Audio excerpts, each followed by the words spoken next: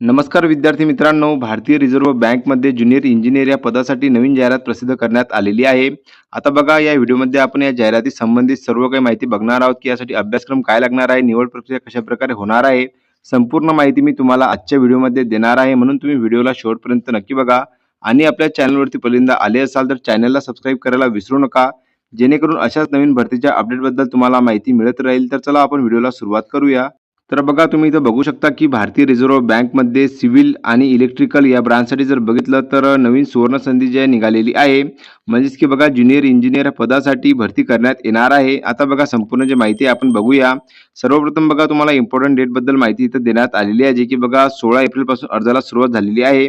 अंतिम तारीख बघा 6 मे 2026 असणार आहे. त्यासोबतच बघा एक्झामिनेशन फीची पण तारीख तुम्हाला सेम दिसायला मिळणार आहे. आता बघा tentative date of online examination म्हणजे की तुमची परीक्षा कधीपर्यंत होऊ शकेल, तर बघा जून 6 म्हणजे की 6 जून 2026 ला तुमची जी एक्झाम आहे ते शक्य आहे. म्हणजे की या तारखेला जर बघितलं तर काही फेरबदल पण होऊ शकतो. पण बघा टेंटेटिव्ह डेट जर बघितली 6 जून तुम्हाला इथे देण्यात आलेली आहे. या डेटनुसार बघा तुम्ही अभ्यासाला लागून जा. आता बघा ज्या कोणी विद्यार्थ्यांनी अजूनपर्यंत ही जाहिरातीची पीडीएफ बघितली नसेल, तर बघा ही संपूर्ण जी जाहिरात आहे आपल्या टेलिग्राम ग्रुपवरती तुम्हाला मिळून जाणार आहे. ज्या कोणी विद्यार्थ्यांनी अजूनपर्यंत आपलं टेलिग्राम ग्रुपचे चॅनल जॉईन केलेलं नसेल, तर बघा टेलिग्राम ग्रुपच्या चॅनलची लिंक आहे तुम्हाला बायोमध्ये मिळून जाणार आहे. त्यावरती तुम्ही जॉईन होऊन संपूर्ण माहिती बघू शकता. आता बघा डिटेल नोटीसमध्ये बघा व्हॅकन्सीज बद्दल इथं माहिती देण्यात आलेली आहे. आता ज्युनियर इंजिनियर सिव्हिल या पदासाठी जर बघितलं तर एकूण 7 जागा रिक्त आहेत. जागा खूप कमी आहेत, पण बघा पोस्ट जे आहे तुम्हाला आरबीआय मध्ये म्हणजे की बघा रिझर्व्ह बँक ऑफ इंडिया यामध्ये ही जी सुवर्ण संधी आहे काम करण्याची तुम्हाला इथे मिळणार आहे. यामध्ये बघा तुम्हाला ईस्ट, वेस्ट, नॉर्थ, साऊथ आणि सेंट्रल हे तुम्हाला असं 5 झोन तुम्हाला इथे देण्यात आलेले आहे. ज्युनियर इंजिनियर इलेक्ट्रिकल या पदासाठी जर बघितलं तर एकूण 4 जागा रिक्त आहेत, तुम्ही इथे बघू शकता. आणि टोटल जर बघितलं तर बघा 11 जागांसाठी ज्युनियर इंजिनियर या पदांसाठी जर बघितलं तर जाहिरात ज्या प्रसिद्ध करण्यात आलेली आहे. आता बघा जॉब डिस्क्रिप्शनमध्ये म्हणजे की बघा तुमचा रोल काय असणार आहे याबद्दलची इथं माहिती देण्यात आलेली आहे. इलिजिबिलिटी क्रायटेरिया बघा citizen of India, subject of Nepal, subject of Bhutan हे जे आहे तुम्हाला इलिजिबिलिटी क्रायटेरियामध्ये इथे देण्यात आलेली आहे. एजबद्दल माहिती जर बघितली तर बघा 20 अँड 30 इयर म्हणजे की बघा मिनिमम जे आहे 20 वर्ष आणि मॅक्झिमम जे आहे 30 वर्ष. आणि जे काही मागासवर्गीय कॅटेगरी असतील जसे की बघा एस-सी, एस-टी यांना 5 वर्षाचं एज रिलॅक्सेशन आहे, म्हणजे की बघा 35 वर्षापर्यंत अर्ज करू शकतील. अदर बॅकवर्ड क्लाससाठी जर बघितलं 3 वर्षाचं असे बघा तुम्हाला इथं एज रिलॅक्सेशन बद्दल इथं माहिती देण्यात आलेली आहे.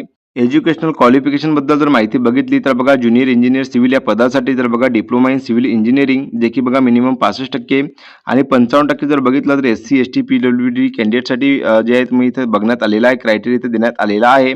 आणि डिग्री इन सिव्हिल इंजिनिअरिंग म्हणजे की बघा ज्या विद्यार्थ्यांची सिव्हिल इंजिनिअरिंगमध्ये डिग्री झालेली असेल किंवा इलेक्ट्रिकल इंजिनिअरिंगमध्ये डिग्री झालेली असेल, तर असे हे विद्यार्थी पण बघा तुम्ही इथे इलिजिबल असणार आहेत. याची तुम्ही इथे माहिती देण्यात आलेली आहे, तुम्ही इथं बघू शकता.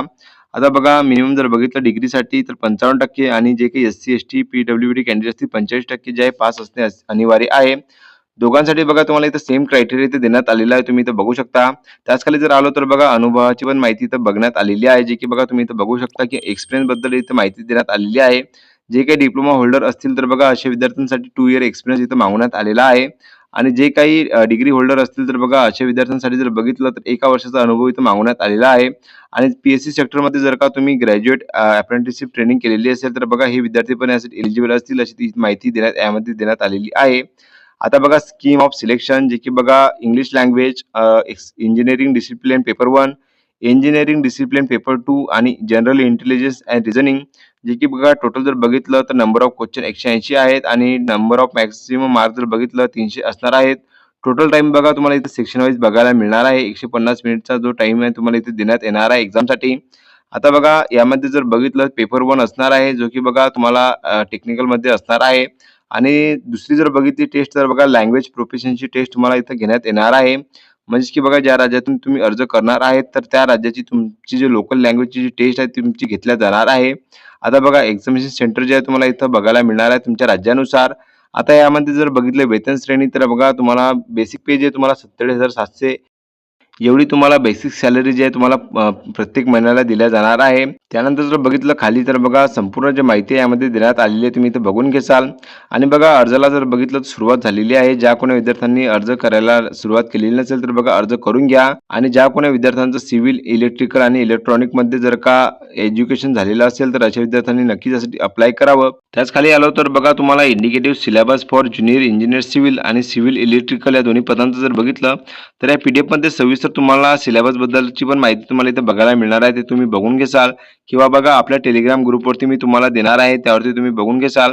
आता बघा यासाठी जर बघितलं तर परीक्षा शुल्क पण आहे. एस-सी, एस-टी कॅन्डिडेटसाठी जर बघितलं जे काही मागासवर्गीय पीडब्ल्यूडी त्यांच्यासाठी ₹50 आणि जे काही ओपन कॅटेगरीचे विद्यार्थी असतील त्यांच्यासाठी बघा ₹450 जे फी चार्ज इथं देण्यात आलेली आहे. तर अशा प्रकारची आजची महत्त्वाची भरतीची अपडेट जी आहे मी तुम्हाला दिलेली आहे. व्हिडिओ जर का तुम्हाला आवडला असेल तर नक्कीच लाईक, शेअर, कमेंट करायला विसरू नका आणि आपल्या चॅनलवरती पहिल्यांदा आले असाल तर चॅनलला नक्कीच सबस्क्राईब करायला विसरू नका जेणेकरून अशाच नवीन अपडेटबद्दल तुम्हाला माहिती मिळत राहील. तर चला भेटू आपण पुन्हा एकदा नवीन व्हिडिओमध्ये नवीन अपडेटसोबत. धन्यवाद.